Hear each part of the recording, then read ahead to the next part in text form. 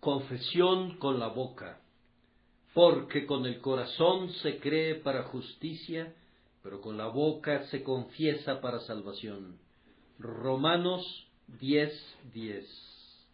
Esta mañana, cumpliendo mi promesa, voy a predicar sobre la segunda parte de este versículo: con la boca se confiesa para salvación. Lamento en cierta medida que no todos mis oyentes en esta mañana hayan estado presentes el domingo pasado, pues podrían imaginarse erróneamente que exagero la importancia de la confesión externa, pero si hubieran estado presentes cuando consideramos la primera frase, habrían visto que yo engrandecí la aseveración con el corazón se cree, y declaré que era lo esencial y lo más importante. Sin eso, la confesión con la boca sería un pecado, una falsedad y un insulto atroz al Altísimo. Una circunstancia mitiga grandemente mis temores. Todos ustedes pueden leer ambos sermones a su mejor conveniencia, y así pueden comprobar por ustedes mismos cuán sinceramente me he esforzado para poner los dos deberes en su debido lugar, sin exaltar indebidamente al menor, ni despreciar al mayor. Con la boca se confiesa para salvación. No ha de haber confesión con la boca allí donde no hay fe con el corazón. Profesar una fe que no se tiene equivaldría a convertirse en un comerciante falaz que pretende mantener un negocio muy grande, pero sin tener inventarios ni capital, y que únicamente obtiene su crédito por medio de falsas apariencias, y que por tanto es un ladrón. Hacer una profesión sin tener una posesión de la fe es ser una nube sin lluvia, un lecho de río que ha sido bloqueado con piedras secas y que está completamente desprovisto de agua. Es ser un actor de teatro que se contonea sobre el escenario con el nombre y los atuendos de un rey, para cambiarlos luego, tras bastidores, por la vestimenta de la pobreza y el carácter de la vergüenza. Es ser un árbol podrido, verde por fuera, pero internamente, como dijo John Bunyan, lo dijo vigorosamente, apta sólo para servir de yesca para el yesquero del diablo. Estén alertas contra engañosas pretensiones cuando no haya nada que las respalde. Por sobre todas las cosas, huyan de la hipocresía, apártense de toda mera pretensión. No profesen ser lo que no son, para que en el día en que Dios venga para escudriñar los secretos de todos los corazones, no sean condenados como plata desechada, ni consumidos como escorias. La verdadera fe, allí donde existe, produce obras, y entre todas ellas, una valerosa, constante y consistente confesión de Cristo. El hombre que no sea inducido a confesar con su boca para salvación, en el sentido contenido en el texto, no tiene fe. La fe, sin obras, es una raíz muerta que no produce botones ni da ningún fruto. Es un pozo que no tiene agua y que más bien está saturado de un vapor mortífero.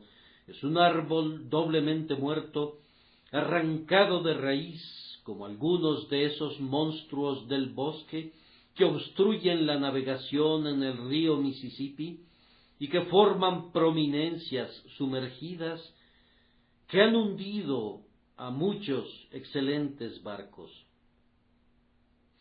La fe sin obras es una de las cosas más condenables fuera del infierno.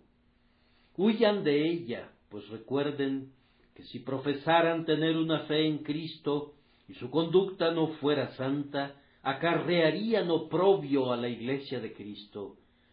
Ustedes estarían crucificando de nuevo al Señor de gloria, convertirían la verdad de Dios en una mentira, y si estuviese en su poder, harían de Dios el alcahuete de sus lascivias. De la misma manera que han de huir de una profesión sin fe, igualmente han de huir de una fe que no produzca una buena profesión que pueda ser expresada ante muchos testigos. Yo creo que la confesión mencionada en el texto comprende el todo de la vida cristiana. No creo que signifique el simple decir yo soy un discípulo de Cristo, o el sometimiento al rito ordenado por Dios del bautismo. El apóstol incluye, bajo el término confesión, la puesta en obra de aquello que Dios ha obrado dentro. Es la confesión mediante actos, obras y palabras de esa gracia que Dios, por medio de su Santo Espíritu, ha puesto en el alma. Decimos en un proverbio conocido que una golondrina no hace verano.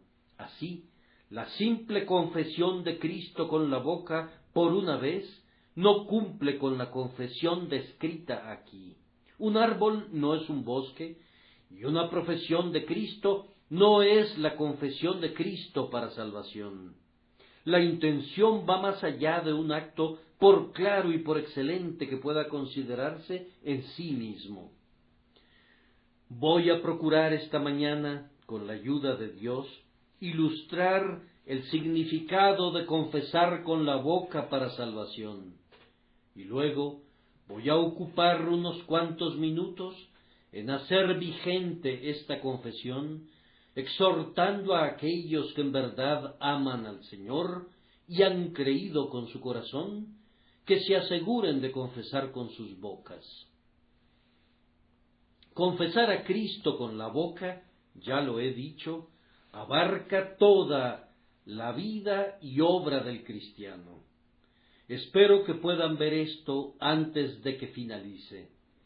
Diferentes casos requieren de los hombres diferentes formas de confesión.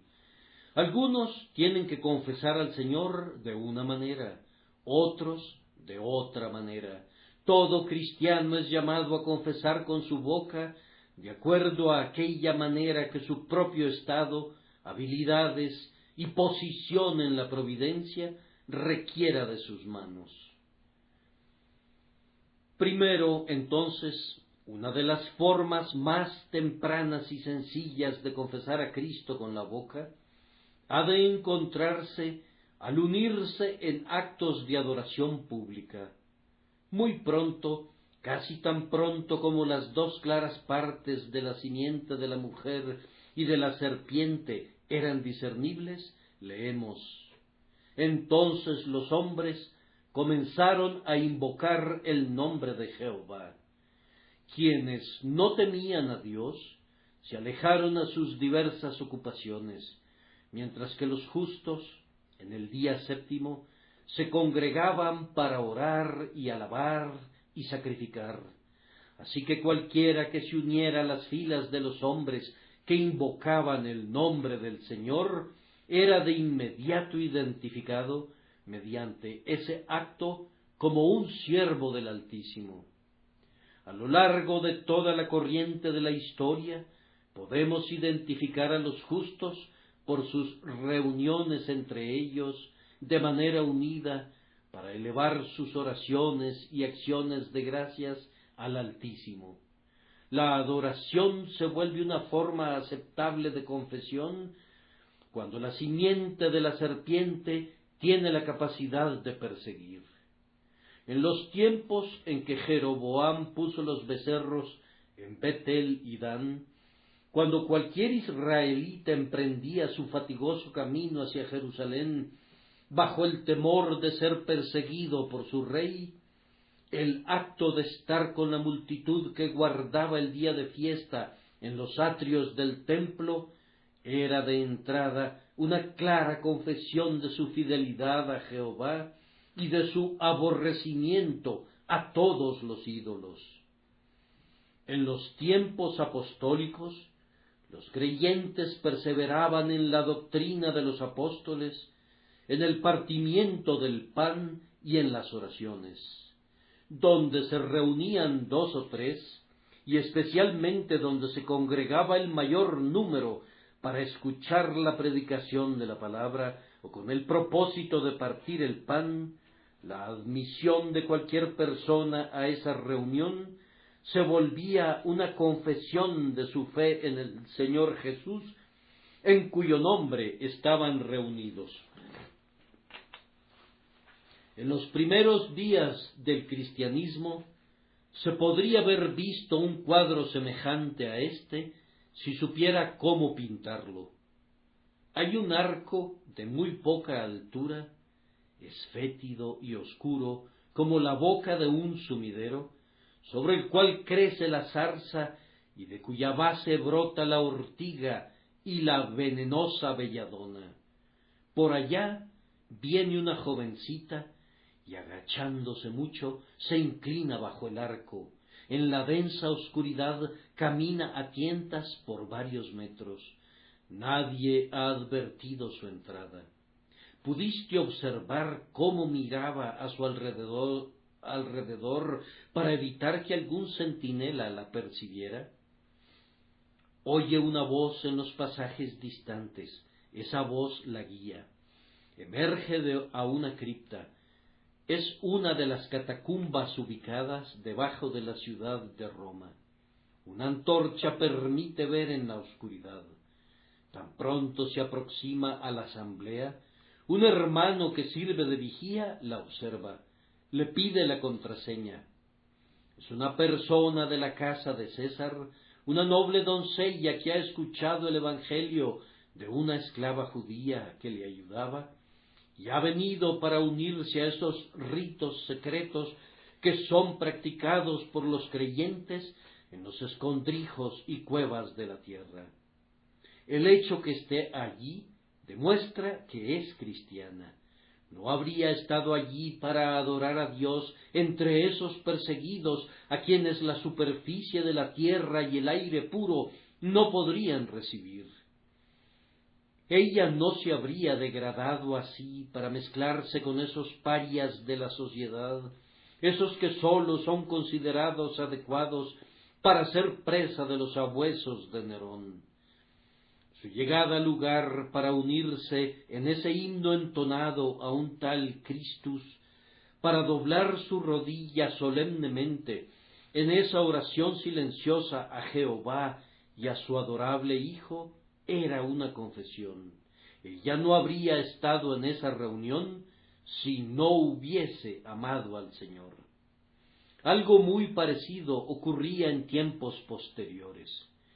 Si un hombre iba para oír a Lutero, habrías esperado que fuera cristiano, y especialmente en Inglaterra, cuando los lollardos predicaban a un puñado de personas en alguna remota alquería con una vigía afuera que les advertía de la llegada de los monjes, habrías podido estar muy seguro que quienes adoraban de esa manera, cuando el castigo era la muerte, eran verdaderos discípulos del Señor. Además, en los días del glorioso pacto, cuando Cargill y Campbell abrían la Biblia y la leían a la luz de los relámpagos, mientras los dragones de Claverhouse husmeaban a su presa, habrías podido estar muy claro que aquel pastor con su perro, o aquel heredero apoyado en su fusil, o aquellas damas sentadas sobre el césped, escuchando con ojos llorosos las palabras ardientes del líder de los Covenanters, los firmantes del pacto escocés de la reforma religiosa, habrías podido estar seguro de que estaban por el Señor de los ejércitos y por su pacto y por la verdad que es en Jesús, pues de otra forma no se habrían reunido allí en medio de los santos del Dios viviente a riesgo de sus vidas. Hoy sucede lo mismo con unos cuantos.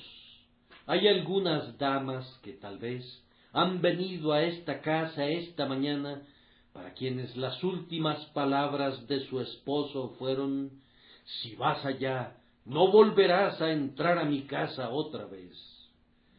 O tal vez fue la palabra del hermano que maldecía a su hermana por su amor a la verdad, o la maldición profunda y condenatoria del Padre sobre el Hijo por aventurarse a creer en Cristo. Su presencia aquí hoy es una clara confesión del Señor Jesús con su boca. Pero no sucede así con la mayoría de ustedes. No sucede así con 999 casos de cada 1000. Muchos vienen porque es la costumbre, y más, yo espero, porque siendo cristianos es su delicia venir siempre. Ellos no reconocen ninguna clara profesión de religión en el simple hecho de estar aquí, pues nos juntamos, santos y pecadores, píos e impíos. Y si esta fuera la única profesión de religión que hayamos hecho, no cumpliría la intención de mi texto. En tiempos de persecución lo haría, en los días oscuros, negros y sangrientos, lo haría, pero no hoy, pues ahora representa poca o ninguna confesión para la mayoría de nosotros sentarnos confortablemente en nuestros asientos y escuchar al predicador, y luego descender por la escalinata de piedra y proseguir nuestro camino. La confesión que se significa aquí es cumplida todavía de mejor manera mediante una debida atención a esas dos ordenanzas que Cristo quiere que sean la divisa de los creyentes. Bajo la antigua dispensación mosaica, las ordenanzas eran únicamente para los israelitas. La circuncisión y la Pascua no eran para los filisteos, ni para los egipcios, sino para la simiente de Abraham, y únicamente para la simiente de Abraham y los prosélitos. Ocurre lo mismo bajo la dispensación cristiana. No tenemos ordenanzas para los extraños, no tenemos ordenanzas para los forasteros ni para los extranjeros. Ambas ordenanzas están destinadas a la comunidad de Israel. Ustedes recordarán cuán cuidadosamente guardaban estas ordenanzas los antiguos creyentes. Encontrarán que el eunuco etíope cubrió toda la distancia desde el reino de Candace para poder asistir a la adoración en el templo, porque esa era la adoración distintiva del judío y del prosélito de la fe judía. No quería dejar de participar. Ustedes recuerdan cuán cuidadosa y ansiosamente los cabezas de las casas judías vigilaban que todos, incluyendo todos sus hijos, estuviesen presentes en la celebración de la Pascua. Ninguno de ellos quería descuidar aquello que los distinguía como un pueblo separado. Ahora, el bautismo es la marca de distinción entre la Iglesia y el mundo. Promulga muy hermosamente la muerte para el mundo de la persona bautizada. Públicamente ya no es más del mundo. Está enterrada para el mundo y ha resucitado a una nueva vida. Ningún símbolo podría ser más significativo. En la inmersión de los creyentes, me parece que hay una maravillosa promulgación del entierro del creyente en lo relativo al mundo, en el entierro de Cristo Jesús. Es cruzar el Rubicón. Si César cruzaba el Rubicón, no habría nunca más paz entre él y el Senado. César desenvaina su espada y arroja lejos la vaina de esa espada. El acto del bautismo es lo mismo para el creyente. Es cruzar el Rubicón. Es equivalente a decir: no puedo regresar a ustedes, estoy muerto para ustedes, y para demostrar que lo estoy, Estoy absolutamente enterrado para ustedes. No tengo nada más que ver con el mundo. Yo soy de Cristo y soy de Cristo para siempre. Luego, la cena del Señor, cuán hermosamente esa ordenanza expone la distinción entre el creyente y el mundo en su vida y aquello que alimenta su vida. El creyente come la carne de Cristo y bebe de su sangre. Me sorprende que algunos de ustedes, que aman a mi Señor, se mantengan alejados de su mesa. Fue su voluntad al morir: haced esto en memoria de mí. Es muy benevolente de su parte que haya instituido una ordenanza como esa, que nos haya permitido a nosotros, que éramos como perros, sentarnos a la mesa de los hijos para comer de un pan que los ángeles nunca conocieron. No entiendo, mi querido hermano, mi querida hermana, qué tipo de amor pueda ser el suyo si oyen que Jesús dice: si me amáis, guardad mis mandamientos, y sin embargo ustedes descuidan sus ordenanzas. Ustedes dirán que no son esenciales, y yo les responderé que es muy cierto, que no son esenciales para su salvación, pero que sí son esenciales para su consuelo, y también que son muy esenciales para su obediencia.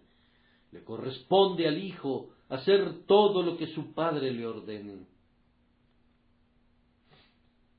Si mi amante amigo, si mi amado Redentor me hubiese ordenado hacer algo que me dañara, lo haría por amor a él. Cuánto más entonces cuando me dijo: haced esto en memoria de mí. Estas dos ordenanzas traen consigo hasta cierto grado una cruz, especialmente la primera. Mientras leía ayer la vida del buen Andrew Fuller, observé que después que fue bautizado, algunos de los jóvenes de la aldea propendían a burlarse de él, preguntándole cómo le había gustado que lo sumergieran, y preguntas semejantes que son bastante comunes en nuestros días. No pude dejar de advertir que la burla de hace 100 años es justamente la burla de hoy. ¿Tú crees que estos son sus mandamientos? Te exhorto, por tanto, delante de Dios y de los ángeles elegidos, ante quienes serás juzgado en el último gran día, que si tú con tu corazón has creído, haz con tu boca la confesión que estas ordenanzas implican, y Dios te dará en verdad una dulce recompensa al hacerlo. Para confesar a Cristo correctamente con la boca, ha de haber una asociación con el pueblo del Señor. Así fue en los tiempos antiguos. Moisés es un israelita, pero si quisiera podría vivir en la corte del faraón, en medio del lujo y de la comodidad. ¿Qué es lo que elige? Sale a sus hermanos y mira sus cargas, defiende su causa teniendo por mayores riquezas el vituperio de Cristo que todos los tesoros de Egipto. Moisés, el renombrado hijo de la hija de Faraón, se asocia con los pobres esclavos despreciados que fabrican ladrillos para el rey. ¡Qué cuadro tan sumamente conmovedor tenemos al seguir al pueblo de Dios en la historia de Ruth! Uno se embeleza al oír a esa piadosa mujer diciéndole a su suegra: porque a donde quiera que tú fueres, iré yo, y donde quiera que vivieres, viviré. Tu pueblo será mi pueblo, y tu Dios mi Dios. Hubo una confesión del Dios de Israel cuando Ruth se unió a Noemí de todo corazón. Ahora encontramos en los primeros tiempos de la Iglesia cristiana que, tan pronto como un hombre se convertía en cristiano, se dirigía a su propio grupo, se asociaba con los santos. Cuando preguntabas, ¿dónde están los creyentes?, podías encontrarlos a todos juntos. Puedes encontrarte a otras criaturas vagando separadamente por las montañas, pero las ovejas aman estar en los rebaños. Pablo no se contentó con ser bautizado, sino que después de su bautismo intentó por sí mismo unirse a la Iglesia, y encontramos que donde estuviera el pueblo de Dios, siempre estaba formado en una iglesia, ya fuera en Filipos, o en Éfeso, o en Pérgamo, o en Tiatira, o en la misma Roma. Pablo formaba iglesias en todas partes, y conforme iba de lugar en lugar, miraba la iglesia como la columna y el fundamento de la verdad. A mí me agrada grandemente la predicación en los teatros. Ustedes saben cuán sinceramente me gozo en la predicación de Cristo en todas partes. Pero hay una carencia en toda esta labor. El grano es sembrado, pero no hay nadie que lo cuide posteriormente, nadie que lo recoja. La manera en que todo esto ha de ser implementado no es por medio de asociaciones, sino por la Iglesia. La Iglesia de Dios es la verdadera madre de los convertidos. Es de su seno que han de nacer, y en su pecho han de alimentarse, y en sus rodillas han de ser mecidos. Esos que van por todos lados hablando con ligereza de la comunión de la Iglesia y quisieran que todos los cristianos se mantuvieran separados de las iglesias, hacen daño y son, sin saberlo, agentes del mal, pues la Iglesia es, bajo Dios, una gran bendición para el mundo, y la unión con la Iglesia tiene el propósito de ser un método de confesión que no ha de ser descuidado. Supongan por un momento, hermanos, que en vez de esta compacta falange de esta Iglesia, estuviéramos separados en cristianos individuales y no mantuviéramos ninguna asociación los unos con los otros. Yo no dudaría en afirmar que algunos de los de corazón más ardiente entre ustedes se enfriarían, pues al asociarse unos con otros se promueve su celo y se enciende su entusiasmo. Los pequeñitos que están entre nosotros serían sometidos a no sé qué herejía peligrosa y a qué falsa doctrina, y también el hermano o la hermana más fuertes de aquí sentirían que sería una solemne pérdida si tuvieran que descontinuar la asociación con los hermanos y hermanas en Cristo que ahora los consuelan y fortalecen. Para algunos, la confesión con la boca conllevará el tomar la cruz en la familia. No conozco ninguna otra forma en la que esta confesión sea más agradable a Dios y al mismo tiempo más ardua para los hombres que tomar la cruz en la familia. Pudiera ser que fueras el primer convertido de la familia y que frecuentes la casa de Dios mientras los demás siguen sus placeres en el día del Señor.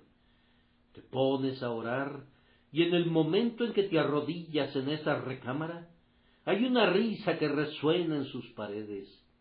Hablas de Cristo y de las cosas divinas, y el Padre y la Madre abren sus ojos, y todos los hermanos y hermanas tienen una mofa y un escarnio para ti. Tú me preguntarás qué deberías hacer. Persevera, mantente firme, sé constante, pues ahora es que debes hacer una confesión con tu boca para salvación. Yo no voy a creer que tu fe te salve, a menos que ahora, sin ninguna duda, y al costo que fuese, aunque fuera a riesgo de perder el amor de tu padre y los cuidados de tu madre, dijeras de inmediato: no puedo evitarlo, lamento causarles una vejación, pero no puedo amar a mi padre o a mi madre más que a Cristo, para no ser indigno de él. Tienes que estar dispuesto a renunciar a todo lo que te es cercano y muy querido, lo que fuera, aunque lo amaras como a ti mismo y fuera tan precioso como tu propia vida.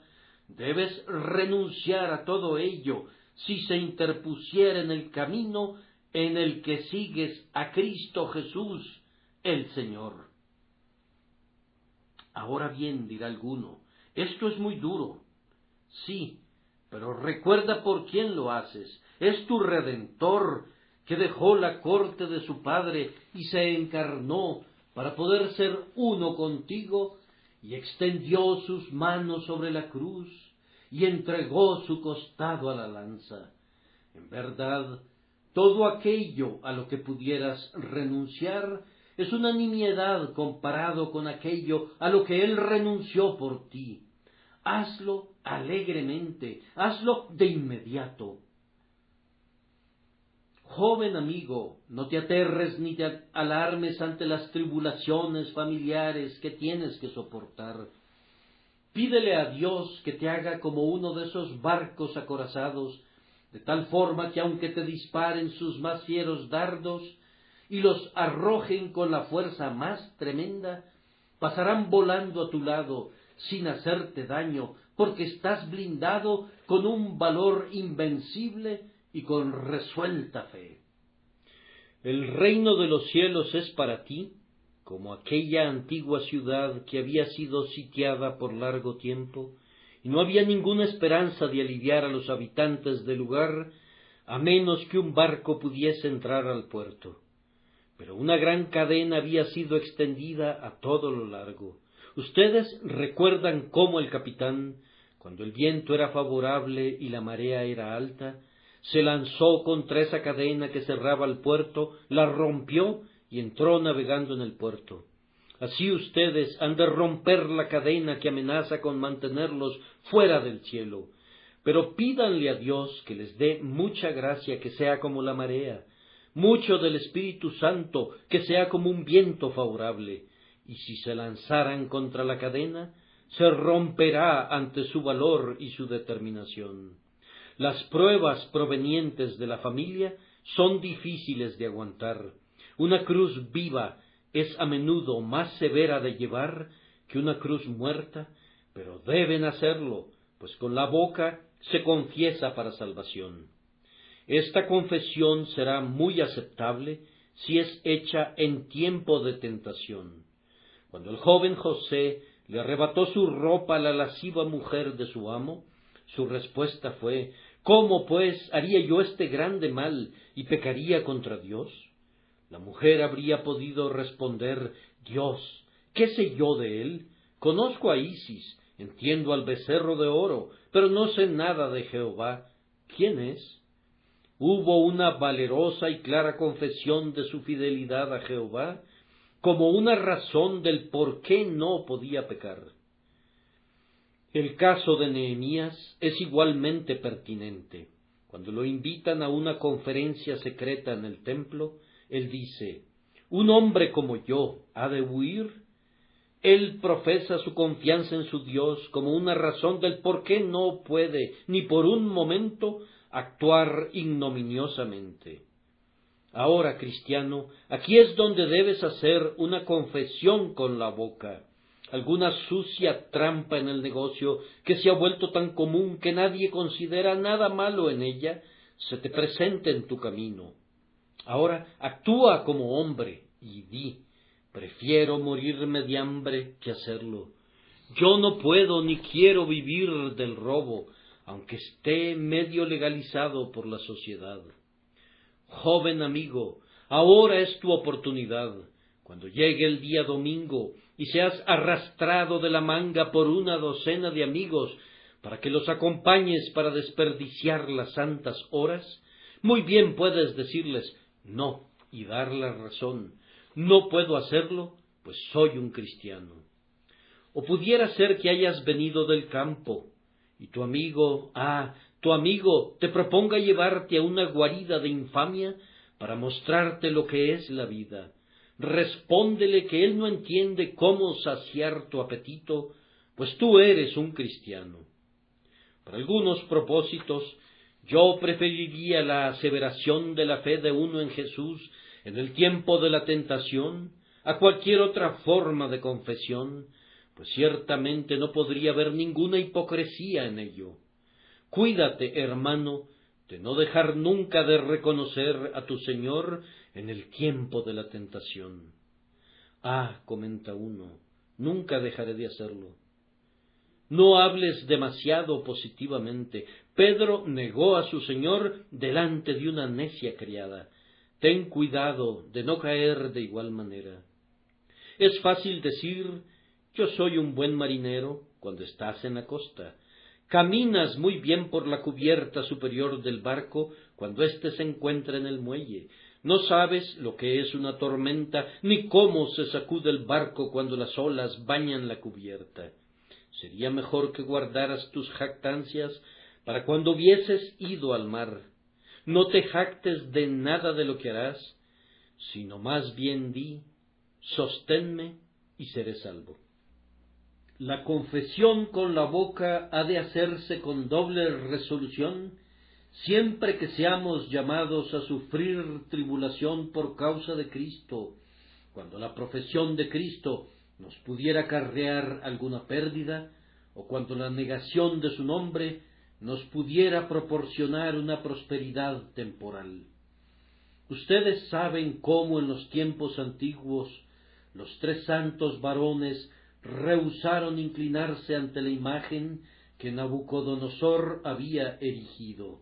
Ellos estaban dispuestos a morir, pero no estaban dispuestos a negar a su Dios. Ellos podían arder, pero no podían retroceder. Y así fueron arrojados al horno, porque no podían arrojar de sí su confianza en Dios. Miren a Daniel por allá, con su ventana abierta, adorando hacia Jerusalén 7 veces al día, como lo había hecho siempre. Lo hace con valentía. Fue una valerosa respuesta la que dieron Pedro y Juan, cuando los escribas y los fariseos les ordenaron que no hablaran más en aquel nombre. Juzgad si es justo delante de Dios obedecer a vosotros antes que a Dios. Yo he observado que siempre que la persecución brama y los hombres están sujetos a perderlo todo por Cristo, las personas más tímidas, pero que son sinceras, generalmente dan la cara en ese momento. Allí está José de Arimatea. No se escucha de él cuando Jesús vive, pero cuando el cuerpo de Jesucristo está sobre la cruz, ¿quién es el que entra a la cueva del león? ¿Quién es el que va a Pilato? José de Arimatea pide el cuerpo de Jesús. Él encuentra el sepulcro. ¿Y quién es el que ayuda a envolverlo en lienzos con especias aromáticas? Pues Nicodemo, que vino a Jesucristo de noche, otro cobarde. Ambos progresan y ya no son más cobardes en la hora del apuro. El ciervo huye veloz cuando ve a los sabuesos, pero cuando se ve acorralado, lucha con la valentía de la desesperación. Así, quienes son tímidos cristianos temblorosos en tiempos ordinarios, a la hora de la verdad, dan un paso al frente y son tan valerosos como los creyentes más heroicos. Algunos de ustedes esconderían sus cabezas si llegáramos al punto de la persecución, de la hoguera y de la muerte. Erasmo solía decir que no tenía la madera apropiada para ser un mártir. Por eso, yo creo, los católicos seguidores del Papa pintan a Erasmo como colgando en algún punto entre el cielo y el infierno, y los protestantes no necesitan disputar por causa de esa pintura. él poseía algún tipo de conocimiento de la verdad, pero no tenía el valor de declararla, y temblaba mientras su amigo Lutero fue directo al frente y golpeó la triple corona sobre la frente del Papa. No seamos nunca como Erasmo. Si Jehová es Dios, seguidle, y si Baal, id en pos de él. Si valiera la pena vivir para el mundo y el pecado, vive para ellos con todo tu corazón y alma y fuerza.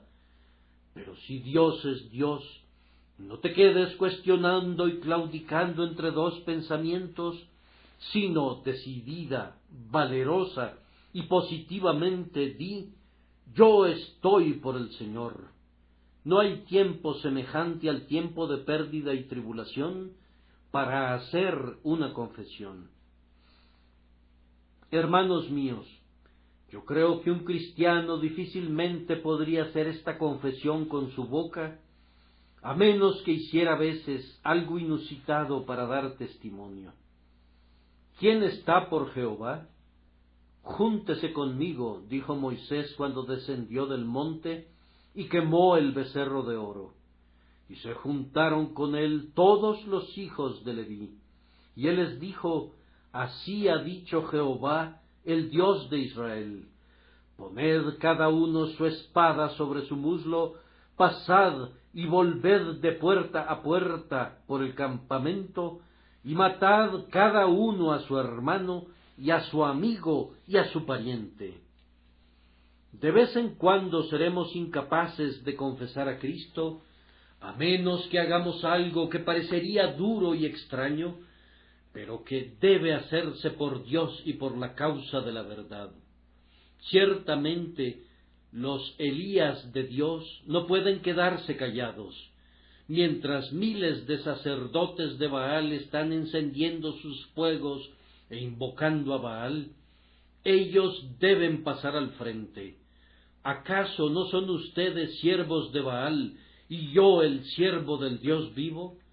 Descubriremos que es necesario forzar las exquisiteces de la etiqueta y hollar bajo nuestros pies las formalidades que la sociedad dignificada quiere erigir, y como el profeta que llegó a Betel, tendremos que clamar contra los altares en los que otras personas pagan sus votos. Yo he admirado, y aquí tomo mi cruz con un buen hermano, yo he admirado grandemente un testimonio dado recientemente en la asamblea de la Iglesia Libre de Escocia por mi hermano Candlish en contra de la inscripción que fue colocada sobre el mausoleo erigido en memoria del excelente príncipe Alberto. Lo he admirado por su arrojo al expresar lo que pensaba y sentía. Yo creo que debió haber recibido un tributo de honor en lugar de un aullido de indignación. A él le importa poco si es alabado o censurado, pero debería hacerse justicia a su valor y a su fidelidad. Él ha señalado el carácter papista de la inscripción, de la cual me aventuro a decir que el propio príncipe la aborrecería si su espíritu pacífico visitara el mausoleo. Si recuerdo correctamente, el señor Baptist Noel nos ha informado que el príncipe exclamó en su lecho de muerte: «Nada en mi mano llevo, simplemente a tu cruz me aferro». Murió siendo cristiano, aferrándose humildemente a la cruz de Jesús. Por tanto, su mausoleo está siendo deshonrado por una inscripción apta para un santo del papado, pero no para alguien que amó al Señor Jesucristo. No hay ninguna deslealtad cuando expresamos francamente nuestra opinión, ni pretendemos interferir en la libertad de otros. Debería otorgarse una licencia abierta al efecto, y la aflicción debería tener su propia escogencia de palabras, pero es un error, si es que no es un pecado, y poner un panegírico papista cuando un epitafio cristiano habría sido más apropiado. Yo tomo mi cruz con Candlish, y no sería sincero con Dios si no lo hiciera, pues yo creo que quien confiesa a Cristo, algunas veces contra la tendencia popular y la corriente popular, es la única persona que puede esperar recibir una recompensa de su Señor por haber actuado fielmente en todas las cosas. Algunas veces tendrán que hacer esto, pero no siempre, tal vez no con frecuencia. No pierdan su camino por dar testimonio, pero cuando la carga del Señor esté sobre ustedes, testifiquen, y que nadie los meta en miedo. Además, no es posible confesar a Cristo con la boca, a menos que estemos dispuestos a usar nuestra posición como un método de confesión. Josué es cabeza de una casa.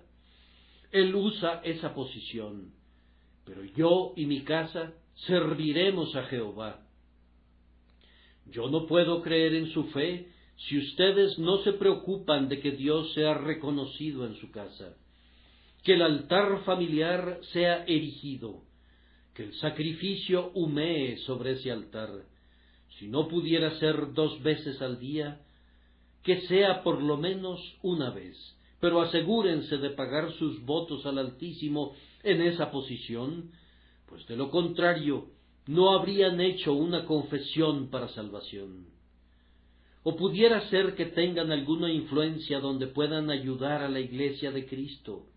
Háganlo diligentemente. Esther es la reina de Asuero. Si ella dejara de identificarse como judía, y si no hiciera suya la disputa de Israel con Amán, entonces ella sería repudiada. Ella llegó al reino para un momento como ese. Algunos de ustedes son patronos de muchos empleados, o tal vez podrían ser miembros del Parlamento, o tal vez se muevan en esferas en las que tienen el poder suficiente para influenciar las mentes de otras personas. Sean diligentes en hacerlo por Dios, pues toda esa influencia es dinero dado a ustedes para que lo pongan al interés para su Dios y Señor, y si lo enterraran en una servilleta o lo usaran solo para ustedes mismos, Él tendría que decirles en el último gran día: siervo malo y negligente, serás entregado a los verdugos. Además, hay algunas personas que no confesarán nunca con sus bocas al Señor Jesús, como deberían hacerlo, a menos que se vuelvan predicadores. David dijo que él había predicado la palabra en la gran congregación, y se jacta de que no ha rehuido anunciarla delante de los reyes.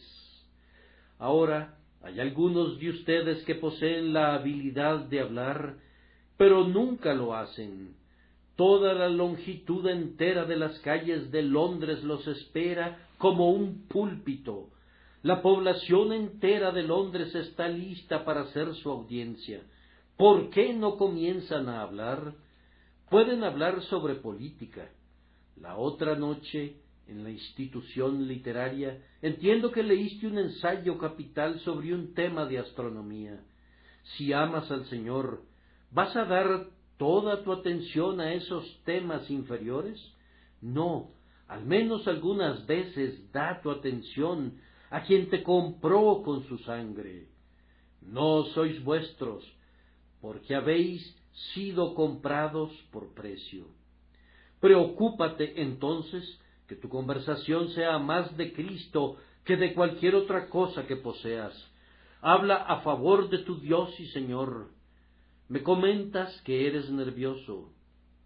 Que no te preocupe tu nerviosismo. Inténtalo una vez. Si te tropiezas 12 de veces, inténtalo otra vez. Verás que tus talentos aumentan. Es sorprendente ver cómo esas interrupciones hacen más bien que nuestra continuidad. Simplemente libera a tu alma de lo que hay en ella. Que tu corazón se ponga al rojo vivo y entonces, como algún volcán que está vomitando sus entrañas más íntimas, deja que la lava ardiente de tu exposición se deslice a borbollones. No te deben importar las gracias de la oratoria, ni los refinamientos de la elocuencia, sino expresa lo que conoces. Muéstrales las heridas de tu Salvador, proclama su aflicción para que ella les hable. Y será sorprendente cómo tu lengua tartamudeante se convertirá en un mejor instrumento, porque tartamudea, pues lo necio del mundo escogió Dios para avergonzar a los sabios, y lo débil del mundo escogió Dios para avergonzar a lo fuerte, y lo vil del mundo y lo menospreciado escogió Dios, y lo que no es, para deshacer lo que es. Ustedes pueden ver, hermanos, que esta confesión de Cristo con la boca es una obra de toda la vida. El cristiano debe ser alguien como un médico. Ustedes saben que consideramos al médico un hombre profesional. Bien, ¿cómo profesa el médico? Pues bien, hay una gran placa de bronce en su puerta y una gran campana, y todo mundo sabe el significado de la placa de bronce y de la campana. Esa es parte de su profesión. ¿Qué más? ¿Cómo profesa él ser un médico? Él va con la gente y su vestido es como el de todos los demás. No ves una caja de lancetas sujeta a su costado, no observas que esté vestido con un traje particular. Es un médico y siempre es un médico, pero cumple su profesión por medio de su práctica. Esta es la forma en que la profesión de un cristiano ha de cumplirse por medio de su práctica. El hombre es un médico profesionalmente porque en verdad cura a la gente y escribe recetas y satisface sus necesidades. Yo he de ser un cristiano en mis acciones, mis obras, mis pensamientos y mis palabras. Por tanto, si alguien necesita a algún cristiano, yo debería ser reconocido por mis palabras y mis actos. Cuando íbamos a la escuela, dibujábamos casas y caballos y árboles en nuestros cuadernos, y podemos recordar cómo solíamos escribir casa bajo la casa y caballo bajo el caballo, pues algunas personas podrían haber pensado que el caballo era una casa. Así hay algunas personas que necesitan usar un gafete alrededor de su cuello para mostrar siquiera que son cristianos, pues de lo contrario podríamos confundirlos con pecadores, pues sus acciones son muy semejantes. Eviten eso, que su profesión sea manifiesta por su práctica, sean tan claramente un trazo de la pintura divina, que en el momento que alguien ponga la vista en ustedes diga, sí, esa es la obra de Dios, ese es un cristiano, la más noble obra de Dios. Cuento solo con 1 minuto o 2, justo para pronunciar unas pocas palabras de exhortación. Queridos amigos, asegúrense de confesar a Cristo con su boca. No pongan ninguna excusa, pues ninguna excusa que puedan poner sería válida. Dices que vas a perder tu negocio, piérdelo y ganarás tu alma, que no estarás a la moda. ¿Qué importancia tiene estar a la moda? Que serías despreciado por aquellos que te aman. ¿Acaso amas a tu esposo o a tu esposa más que a Cristo? Si así fuera, no serías digno de él. Pero eres tan tímido. Preocúpate de no ser tan tímido como para estar perdido al final, pues los temerosos y los incrédulos tendrán su porción en el lago que arde. No me refiero a aquellos que temen y algunas veces tienen dudas de su interés en Cristo, sino a aquellos que tienen miedo de confesar a Cristo delante de los hombres. Ustedes saben que en el silencio de la hora de la enfermedad o de la muerte, ninguna excusa, independientemente de cuán plausible pueda parecerles ahora, responderá a su conciencia, y si no responderá a su conciencia, pueden estar seguros de que no satisfará a Dios. Enseguida, recuerda cuán deshonroso es que digas que crees con el corazón, pero que no hicieras una confesión. Eres como una rata escondida detrás del friso de la pared, que sólo sale cada vez y cuando nadie la mira, y luego corre a esconderse otra vez. ¡Qué metáfora tan degradante!, dirás. Pretendía degradarte con ella para sacarte de tu cobardía. ¿Cómo ha de ser tratado Cristo de esta manera, como si el nombre de Cristo habría de ser profesado en hoyos y esquinas ocultos? No, que se diga ante el rostro del sol: en verdad yo amo a Jesús, que se entregó por mí. No es algo que se deba decir cuando se está solo, ni se ha de ocultar de los oídos de los hombres. Él murió frente al rostro del sol, rodeado de escarnecedores, y rodeados de escarnecedores, declaremos también nuestra fe en Jesucristo. Por otro lado, cuán honorable será esa confesión para ustedes. Si yo tuviese que unirme a algún ejército y encontrar en las listas convocatorias una relación de todos los granujas y de toda la escoria de las calles, no creo que me gustaría ser un soldado. Pero si, por otro lado, viera que mi coronel es un gran vencedor y que tendría por compañeros y camaradas a hombres que tuvieran algunos gloriosos nombres sobre sus estandartes, me sentiría honrado de que se me permitiera ser el que toque el tambor en un regimiento de esa naturaleza. Así, cuando leo la lista y encuentro a Abraham, a Isaac, a Jacob, a Moisés, a David, a Daniel, a Isaías, al propio Jesucristo, a los apóstoles, a Lutero, a Calvino, a hombres cuyos nombres se han vuelto nombres caseros en cada familia cristiana, consideraría un honor si mi nombre se encontrara escrito con el de ellos, como el soldado más humilde y débil de todo el ejército. Es algo honorable. Por tanto, toma tu decisión para unirte a nosotros, y debes estar preparado a ser despreciado como un seguidor del Señor Jesucristo. Yo los exhorto a esto porque los hará útiles. ¿Qué bien podría ser un cristiano secreto? Es una vela puesta debajo de un almud, es una luz encerrada en una linterna sellada. Tu luz ha de brillar. ¿Para qué serviría un cristiano secreto? Sería como sal desvanecida. ¿Y para qué serviría sino para ser hollada por los hombres? Vamos, el sabor de su sal ha de sentirse por todo el mundo. La gracia es suficiente. Ese es otro argumento para ti. Yo creo que tendrás nuevas responsabilidades y peligros si haces una confesión. La gracia es suficiente. Si la gracia te pusiera sobre un pináculo del templo, ten la certeza que la gracia te mantendrá allí.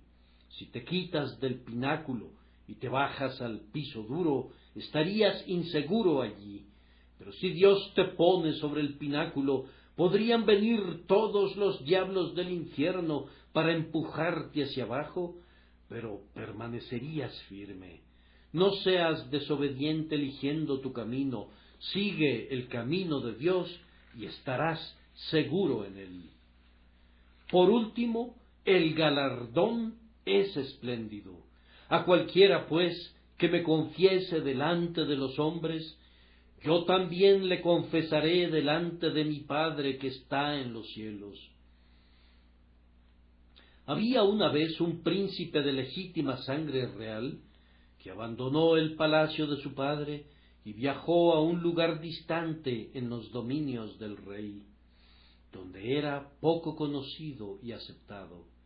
Era un verdadero príncipe y mostraba en su rostro esas señales de realeza, esa extraña divinidad que circunda a un rey, que podría haber conducido al espectador a saber que pertenecía a la realeza. Pero cuando llegó al lugar, la gente dijo: «Este es el heredero del trono, insultémoslo, mostrémosle nuestro desagrado». Otros decían que no era un heredero del todo, y se pusieron de acuerdo para ponerlo en el cepo. Cuando se encontraba allí, todos los hombres le arrojaban todo tipo de inmundicias y le lanzaban todo tipo de duras palabras, y decían: ¿quién se atrevería a reconocerle como príncipe? ¿Quién se atrevería a apoyarlo? Se levantó un hombre en medio de la multitud y dijo: «Yo me atrevo».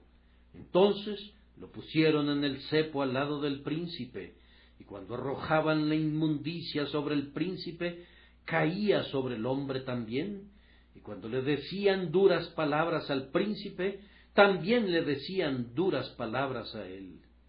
El hombre estaba allí, sonriendo y recibiendo todo. De vez en cuando una lágrima rodaba por su mejilla, pero eso era por ellos, porque trataban así de mal a su soberano. Pasaron los años, y el rey vino a esos dominios y los subyugó. Y vino un día de triunfo sobre la ciudad conquistada. Los gallardetes pendían de todas las ventanas, y las calles estaban salpicadas de rosas. Entraron las tropas del rey uniformadas con relucientes armaduras de oro y con penachos en sus yelmos brillantes. La música resonaba dulcemente, pues todas las trompas de gloria tocaban. Era del cielo que habían venido. El príncipe recorría todas las calles en su glorioso carruaje, y cuando llegó a las puertas de la ciudad, allí estaban los traidores atados con cadenas. Comparecieron temblando ante él. Él se fijó en un hombre en medio de la multitud que estaba libre y sin cadenas, y preguntó a los traidores: «¿Conocen ustedes a este hombre? Él estuvo conmigo en aquel día en que ustedes me trataron con escarnio e indignación. Él estará conmigo en el día de mi gloria». «Ven acá», dijo, y en medio del sonido de las trompetas y la voz de aclamación, el pobre, despreciado y rechazado ciudadano de esa ciudad rebelde recorrió las calles en triunfo al lado de su rey, que lo vistió de púrpura y puso una corona de oro puro sobre su cabeza. Allí tienen la parábola. ¡Vívanla! Amén.